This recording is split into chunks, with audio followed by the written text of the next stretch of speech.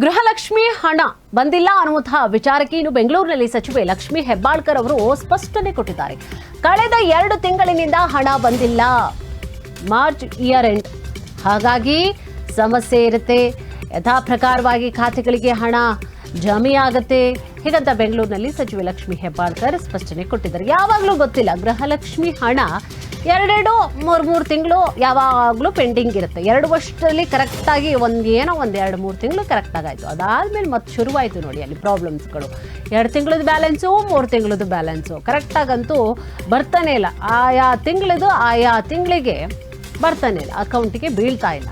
So ಕಳೆದ 2 ತಿಂಗಳಿನಿಂದ ಹಣ ಬಂದಿಲ್ಲ.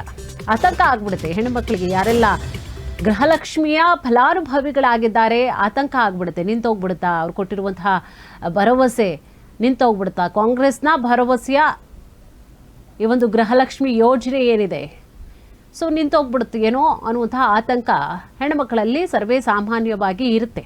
ಭಾಳಷ್ಟು ಮಂದಿ ಕೇಳ್ತಾ ಇರ್ತಾರೆ, ಗೃಹಲಕ್ಷ್ಮಿ ಹಣ ಯಾವಾಗ ಬರುತ್ತೆ ಅಂತ ಹೇಳಿ ಕೇಳೋರು ಕೂಡ ಇರ್ತಾರೆ.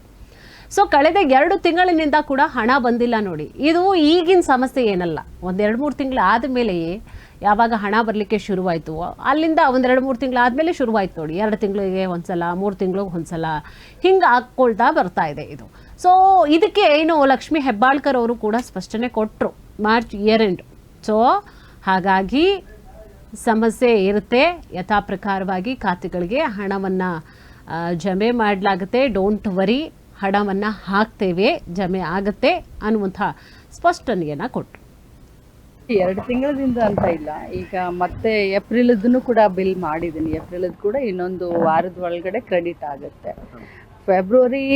ಜನವರಿ ಫೆಬ್ರವರಿ ಇದನ್ನು ಕೂಡ ನಾವು ಹಾಕಿದ್ದೀವಿ. 1 ತಿಂಗಳದು, ಅದು ಮಾರ್ಚಿದ್ದು, ಅದು ನಮ್ಮ ಏನು ಫೈನಾನ್ಸ್ ಇಯರ್ ಇರುತ್ತೆ. ಸೊ ಮಾರ್ಚ್ 1 ತಿಂಗಳು ಹೆಚ್ಚು ಕಡಿಮೆ ಆಗಿದೆ.